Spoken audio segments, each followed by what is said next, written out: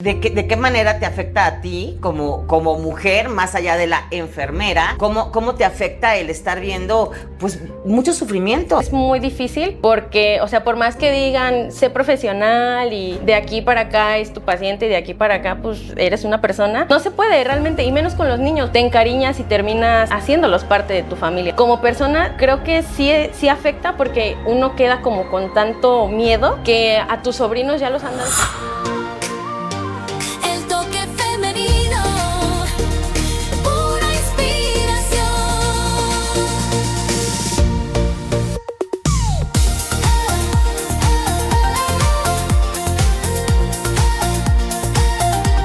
El toque femenino, pura inspiración. Hola, hola, yo soy Ana Yancy Moreno y esto es El Toque Femenino. En esta ocasión estaremos hablando sobre un tema muy especial, impactante y sobre todo que nos habla de resiliencia. Hablaremos sobre los niños que diagnostican con cáncer, sobre todo tomar en cuenta que debe ser un diagnóstico temprano, y también pues tendremos el testimonio de una enfermera que trabaja con todo el corazón. Así que ya lo sabe, esto es El Toque Femenino. Yo soy Ana Yancy Moreno y comenzamos. Ahora sí, vámonos directo con nuestro tema y les presento a mi invitada. Ella es Miroslava Vera. Ella es enfermera, pero además tiene reconocimientos internacionales sobre el trabajo que ella ha realizado, porque pues su principal punto de trabajo es con niños, con pequeñitos que pueden ir de los pocos días de nacidos a los 18 años y que pues enferman de cáncer. Entonces, pues es un trabajo muy duro, Difícil. muy fuerte, difícil, pero además pues es una labor muy importante la que tú realizas. Esto lo haces en el hospital, en el HITO, ¿verdad? Que es el Sí. Hospital Infantil Teletón de oncología. Teletón de Oncología. Entonces, bueno, supongo que te toca ahí vivir muchísimas historias, pues que son... pues muchas de éxito, pero al final de cuentas todas son difíciles y todas son bien fuertes, porque cuando escuchamos la palabra cáncer, de inmediato pues lo asociamos con lo peor que puede suceder, y sobre todo cuando asociamos esta palabra con un infante, con un niño, con un adolescente, con una niña, pues pareciera que todavía toma una dimensión mucho mayor, ¿no? Sí, sí, es correcto. La verdad es que el cáncer, como bien lo mencionas, es una enfermedad muy complicada, muy difícil, y realmente el escucharlo en los niños es, pues uno piensa, ¿no? ¿Por qué a ellos? ¿Por qué tan chiquitos que les toca vivir algo tan difícil? Entonces, sí son situaciones muy difíciles, muy complicadas de llevar y de tratar, pero pues en el hospital tratamos de hacer lo mejor posible para que puedan salir adelante. Claro, y además lo importante es que en la tierra, bueno, pues hay ángeles que se presentan en forma de enfermeras, de médicos, de personas que van ayudando, Sí. y demás. Y me gustaría que nos puedas compartir parte de estas historias, porque sabes que hablamos muchísimo sobre prevención del cáncer, que en realidad pues prevención como tal no existe. O sea, todos estamos llamados a tener una buena alimentación, a lo mejor a no fumar, a lo mejor a hacer ejercicio, pero al final de cuentas, bueno, en muchos casos es hereditario, en muchos otros son personas que han llevado una vida muy sana y finalmente llegan a enfermarse. Pero sí es importante saber que si no se puede como tal prevenir, sí hay como algunos signos, hay algunos síntomas, y sobre todo cuando nos están viendo a lo mejor papás de niños pequeños o de adolescentes, pues que pongan atención a ciertos síntomas que pueden mostrarnos que ahí hay unos foquitos a los cuales ponerles atención. Sí, de hecho, en el hospital se lleva a cabo como una campaña de concientización precisamente para prevenir el cáncer infantil, o en su defecto diagnosticarlo a tiempo. Son señales muy simples que a lo mejor los papás o los adultos pasamos desapercibidos porque son niños, ¿no? Y se cayó, se pegó o le salió sangre. Entonces, son 7 señales que pueden ser desde bolitas o nódulos que se presentan, sangrados, hematomas o moretones, que tengan dolor de huesos, que tengan cansancio, fatiga. También pueden tener náuseas o vómitos repentinos, y muchas veces al llegar como tal a un médico de primer contacto, pues se pueden confundir con muchas cosas, ¿no? Claro. Realmente los sangrados puede ser que o se rascó la nariz, o si se pegó y le salió un moretón, o se tropezó y le duele la pierna. Entonces, estos datos, signos y síntomas de alarma tan inespecíficos nos pueden llevar a un diagnóstico oportuno de cáncer si les prestamos atención a tiempo. Claro, es que eso es lo que marca la diferencia, pero generalmente hacemos pues como que nuestras hipótesis, ¿no? Si es Sí. que está cansado porque pasó tal cosa y probablemente sí están cansados porque tuvieron exámenes, porque hicieron ejercicio, porque estuvieron nadando, por lo que quieras, pero a lo mejor ya podemos ver que es una cosa que podría ser constante, que podría ser crónica y entonces es cuando hay que acudir. A llegar a tiempo. Yo mencioné Sí. que como tal no hay una prevención. Ujú. Y tú mencionaste hace un momento prevención y la detección temprana. Sí, Entonces sí, sí, sí. hay algo que podamos prevenir. Pues sí, como bien lo mencionaste, no como tal prevenir, pero sí llegar a un diagnóstico temprano. Ujú. Usualmente, como ya lo habíamos platicado, en el caso de los niños o de cualquier paciente, los diagnósticos en México son tardíos y es cuando empiezan a presentar o llegan tarde a su tratamiento y es cuando hay más complicaciones o ya incluso hay metástasis en otros órganos, en otras partes del cuerpo. Entonces es muy importante el poder diagnosticar a tiempo para tener un éxito durante el tratamiento de la enfermedad. Y a mí algo que también me llama mucho la atención que tú mencionaste es que sí, por supuesto, es esta detección temprana, pero ¿cómo se da? Pues es que a veces tenemos al pediatra, tenemos al médico, al primer médico de contacto, y entonces ahí pasa tiempo que es Tiempo muy perdido. valioso. Y eso pongámosle atención porque pasa en niños y pasa también en adultos, porque vamos dejando pasar estos síntomas o llegamos con el médico y el médico empieza con un tratamiento. Entonces, no sé, aquí creo que sí es muy válido, es muy importante, y en todos los casos, pues el tener una segunda, tercera opinión, Sí, ¿no? sí, realmente hay muchos cursos, hay muchas capacitaciones para médicos de primer contacto para que puedan referir a tiempo a los pacientes. Entonces, para estos niños muchas veces llegan y con cansancio o con vómito o con moretones o que les sangra la nariz. No, es anemia, dale hierro, ¿no? O no, está cansado, es porque no ha dormido bien o hay que cuidarlo más porque es un niño muy activo y juega y se cae y se pega y por eso, ¿no? Entonces muchas veces ya cuando llegan con el doctor que tienen vómitos, dolores de cabeza frecuentes o incluso hay niños que ya llegan con alguna fractura por estar jugando Ujú. y es hasta ese momento donde les diagnostican, pero el niño meses atrás ya había referido que le dolía la rodilla o que le dolía el hombro y los llevaban, hay muchos casos donde los llevan a fisioterapia, porque dicen, a lo mejor jugando se lastimó y entonces fisioterapia, y al final de cuentas, hasta que se fracturó, se dieron cuenta que era un cáncer en los huesos. Entonces es muy importante esa capacitación a médicos de primer contacto para referir a tiempo. Entonces influye mucho el que los médicos se sigan capacitando y actualizando constantemente para llegar a un diagnóstico temprano. Y por ejemplo, si llega una persona al médico con ciertos síntomas que presenta el niño, con referencias y demás, ¿cuáles son los exámenes, las pruebas que te mandan a hacer las primeras? Sí, en caso, depende del tipo de cáncer que se sospeche en ese momento. O sea, por ejemplo, los niños que llegan con fracturas, que es un cáncer en los huesos, osteosarcoma, los llegan a referir para tomarles biopsia directamente. Primero estudios de imágenes, ya sea tomografía, radiografía, para ver si hay alguna tumoración. Y bueno, dependiendo de eso, se hace la biopsia para saber si son células malignas o son células benignas. Hay que diferenciar como para precisamente si necesitan o no quimioterapia o cirugía o cosas así. También está el cáncer en los huesos, el cáncer en la sangre, que son las leucemias. ¿Leucemia? Entonces, en eso sí sería como un estudio primero de sangre, o sea, una biometría hemática para ver qué tipos de células hay en el torrente sanguíneo y una vez que se confirme si hay células inmaduras que se llaman blastos, se ingresa al paciente para poderle hacer un aspirado de médula ósea y una punción lumbar. Son procedimientos muy invasivos que obviamente ningún niño debería pasar, pero con eso se puede... ¿Son se le da, dolorosos? sí, pero pues se les hacen los procedimientos bajo anestesia. Ujú. Entonces, se les toman las muestras para poder darle nombre y apellido a lo mejor a esa leucemia. Claro. Y para poder entonces ahora sí enfocarlo a un tratamiento específico. Y saber en qué etapa puede ir. Ujú. Fíjense que a mí me tocó vivirlo con una niña que era cercana a mi familia. Y la verdad es que, bueno, yo no vivía con ella, pero yo recuerdo haberla visto bien el viernes.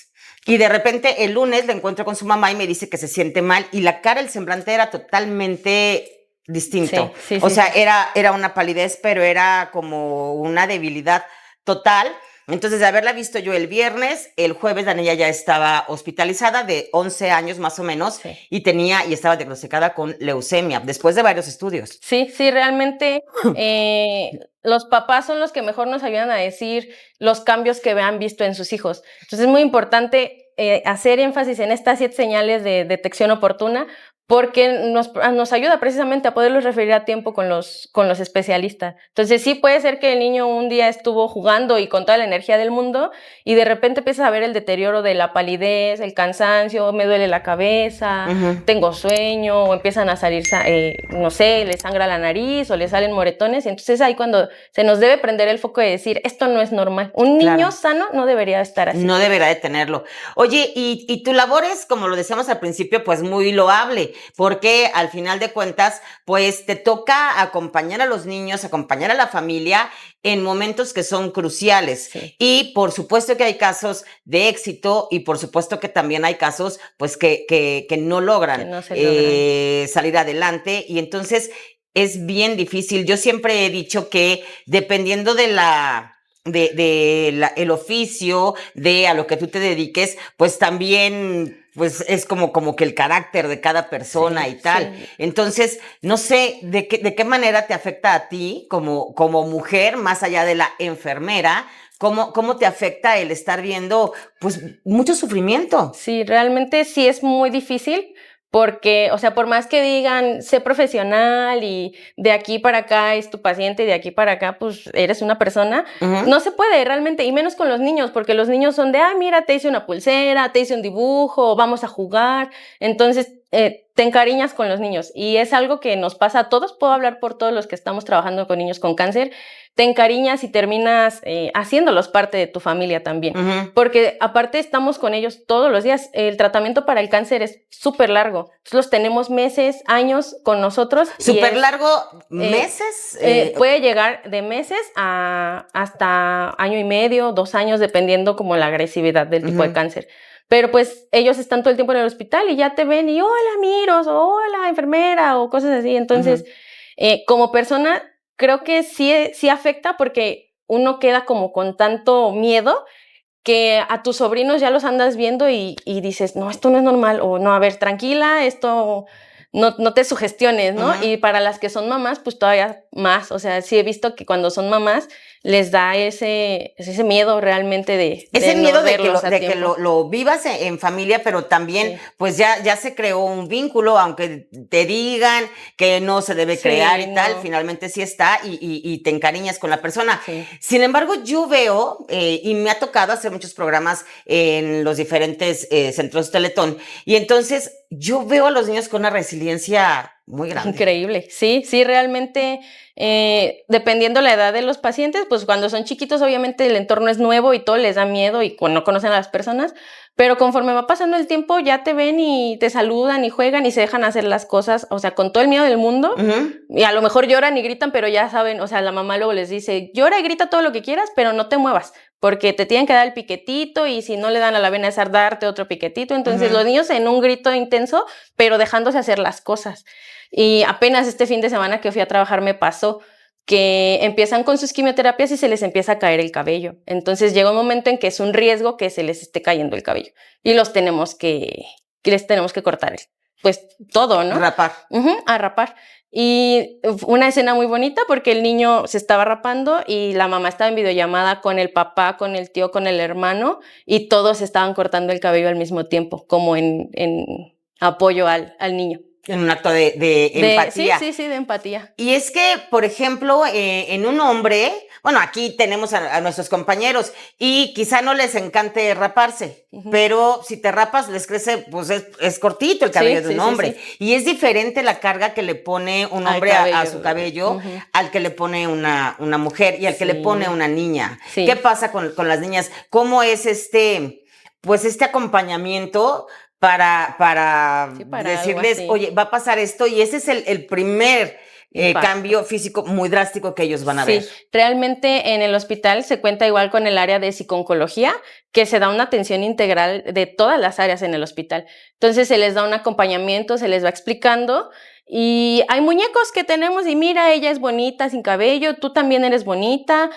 tu corazón es bonito, entonces no tengas miedo de tu cabello, todos te vamos a apoyar, aquí estás, y si no te gusta te puedes poner gorritos o les ponen la diademita o cosas así. Entonces eso ayuda como a sobrellevar un poquito. En este caso que estaban los papás y los tíos, a la mamá también terminó, su cabello súper largo, terminó cortándose el cabello también. Claro. Ujú. Y mencionabas que es peligroso, o sea, que puede ser, pues que les puede afectar a los Sí, niños sí. el hecho de que el cabello se vaya cayendo. Entonces, por eso es que no pueden ir esperando a que eso Sí, a sea que se vaya paulatino, sino cayendo que por es el partes. cambio hoy. Sí, cuando vemos que ya están desprendiendo como mechones más largos o más abundantes, es cuando pues llegamos a la plática así de, oye, pues ya necesitamos que se te corte el cabello porque ¿Cuánto es más tiempo pasa riesgo. más o menos?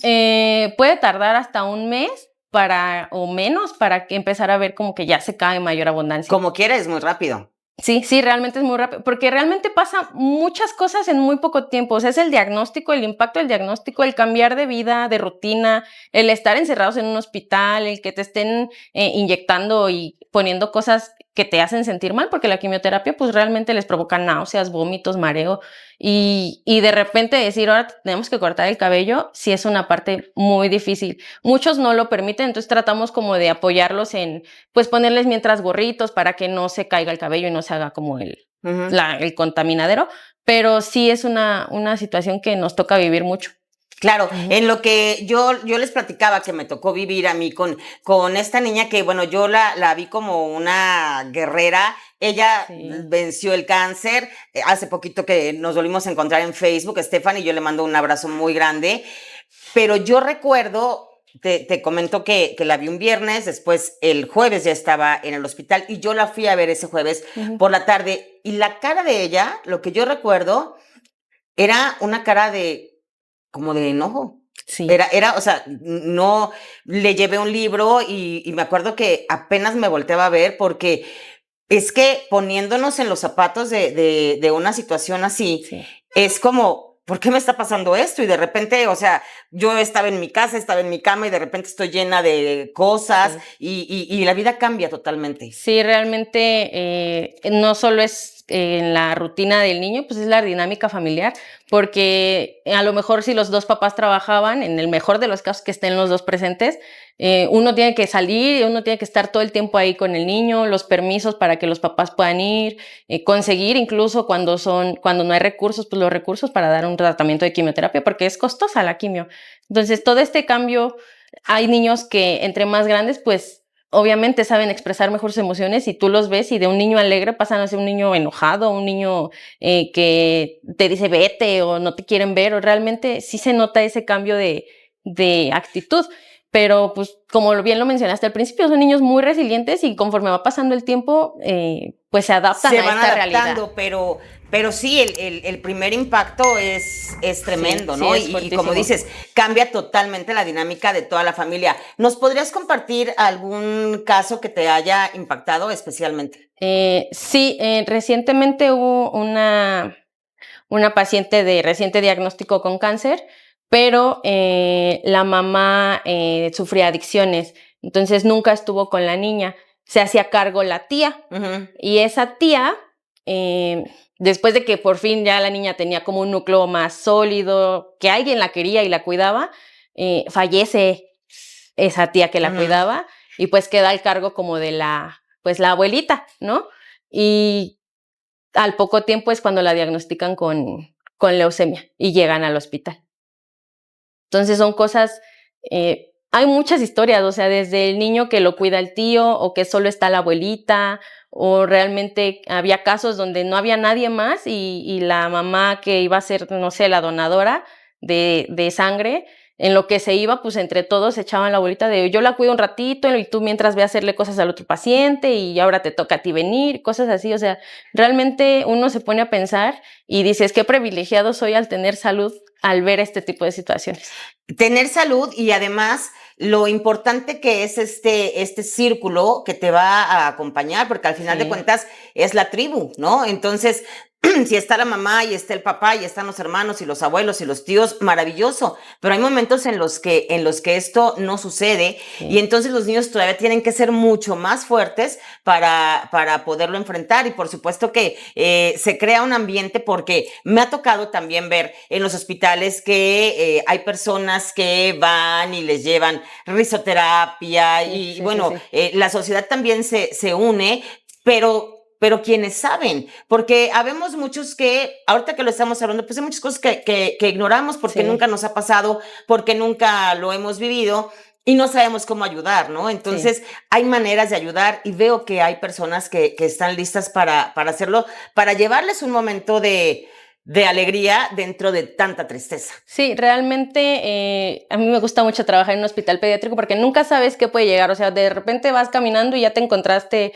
a Darth Vader o ya te encontraste a las chicas superpoderosas. O, por ejemplo, el Día del Niño es una fiesta enorme en el hospital porque todos llegamos disfrazados. Ujú. Que ya te disfrazaste de los Power Rangers o que ya te disfrazaste de las chicas superpoderosas. O sea, realmente todos hacemos una fiesta para hacerles pasar un rato agradable a los niños. Y no nos importa hacer el ridículo, o sea, realmente es por verlos felices en un momento pues tan complicado. Pues es cuando haces tu trabajo con toda la pasión. Y además, es importante también resaltar que tu infancia tampoco fue tan sencilla, no fue tan Sí, fácil. Y sin embargo, aunque no fue de enfermedad, pero sí fueron situaciones complicadas las que tú Sí, llegaste sí, sí, sí. a vivir. ¿Nos quieres platicar un poquito? Sí, bueno, mi papá falleció cuando yo era muy chica.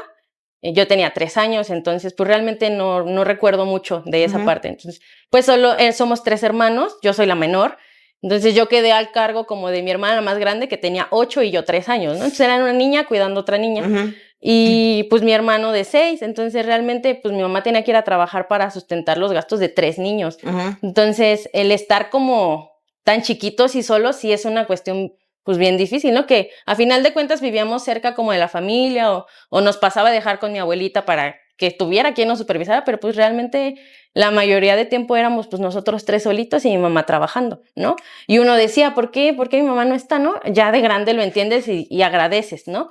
Pero sí fue una situación muy complicada. O sea, yo recuerdo una cosa que, o sea, la fecha yo la cuento y me dan ganas de llorar, pero era un día del papá en la primaria Ujú. y pues yo, o sea, dijeron, avísenle a sus papás. Dije, pues, ¿a quién le aviso si yo no tengo? Ujú. Entonces, todos estaban con sus papás y yo era la única que estaba solita.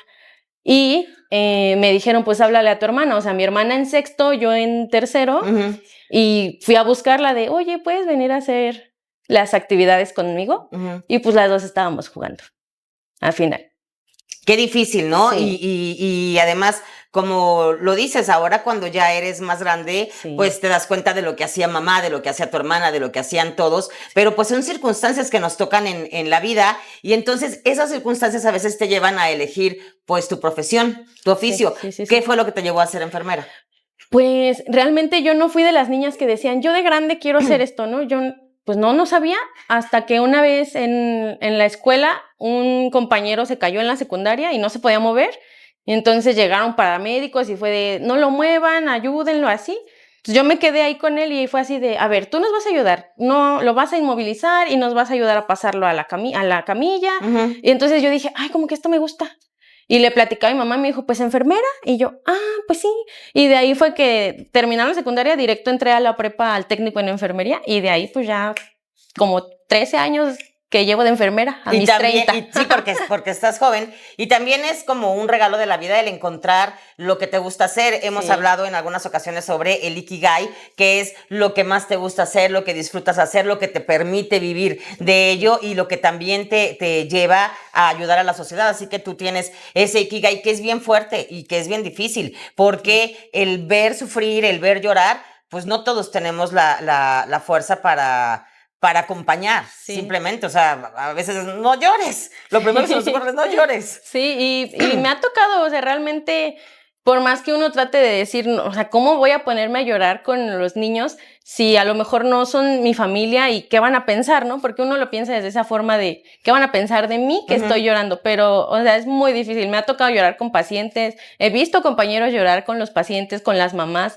porque a final de cuentas nos volvemos una familia y somos los que nos vemos todo el tiempo. Entonces, Me pasó que igual una mami estaba así a moco tendido porque estaba en videollamada con sus otras hijas que estaban en el Festival del Día de la Madre Ujú. y ella estaba con su niña enferma en el hospital.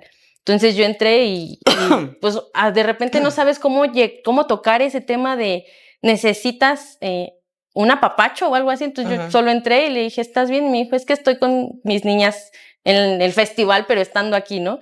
Entonces, pues, ¿qué haces? Las abrazas y tranquila, eres una gran mamá porque estás aquí, estás dando todo. Tus niños tarde o temprano lo van a entender. Y gracias por estar aquí, porque por más que se puedan, aunque te quieras dividir, no se puede, pero estás dando lo mejor de ti. Claro, Entonces, sí. y muchas veces no es ni el consejo, ni lo que queramos decir, es un abrazo, es un estar, Sí. lo que simplemente necesitamos. Y sí, a veces viene de quien menos lo esperamos, de una persona Sí. que a lo mejor no conocemos, pero es la persona que en ese momento, pues, te Está. puede brindar eso que tanta falta y tanta Sí. necesidad tienes de sentir, ¿no? Que haya alguien ahí que te puede contener. Sí, realmente, pues sí pasa mucho que no hay otra forma de apoyarlos más que decir, o estamos aquí para cuidar a tu niño, pero también estamos aquí para ustedes, para lo que necesiten. Si necesitan un abrazo, si necesitan platicar, o si necesitas salirte a despejar, nos Ujú. quedamos aquí cuidando a tu niño. Tómatelo el tiempo que necesites, aquí vamos a estar. O sea, estamos al pendiente de él.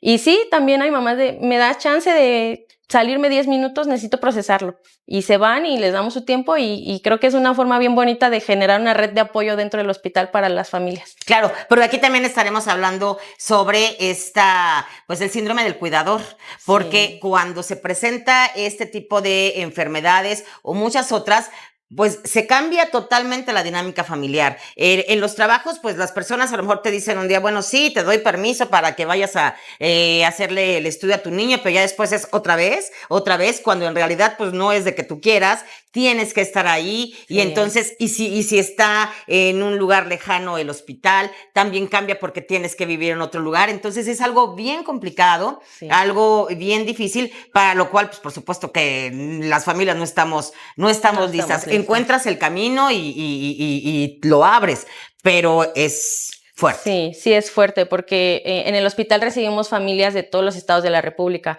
Entonces, hemos tenido familias de Yucatán, hemos tenido familias de Monterrey, de Sonora, y entonces muchas veces tienen que dejar todo, tienen que dejar trabajos, pero Sí. con el miedo de decir, o sea, dejo mi trabajo para venir a tratar a mi hijo, pero luego, ¿cómo le hago para solventar los gastos de todo lo que está pasando? Ujú. Entonces, muchas veces, ya sea que se venga solo la mamá con el niño y el papá pues sea el proveedor, o la familia de los hermanos, los tíos, pues todos buscan la manera de solventar. Obviamente en el hospital se hacen estudios socioeconómicos, no pagan completo realmente, si son de muy bajos recursos, pues realmente el hospital ayuda mucho. Entonces es muy importante el que reciban donaciones porque realmente sí lo hemos reflejado en apoyar a las familias. Claro. Entonces, dependiendo de eso, pues es como lo proporcional, lo mínimo que puedan pagar, pero sí es muy difícil para las familias llegar hasta acá. O sea, hay niños que vienen de Oaxaca, que la abuelita era la que sustentaba a la familia y vendía tortillas, y aquí dice, ¿y aquí de qué voy a trabajar, no? Claro. Entonces sí hay cosas, hay casos muy, muy difíciles de ver, que a lo mejor a la mera hora necesita un medicamento y uno con el corazón hecho así apachurrado dices, vamos, yo se lo compro, ¿no? Con tal de ir más allá de lo que podemos hacer. Claro.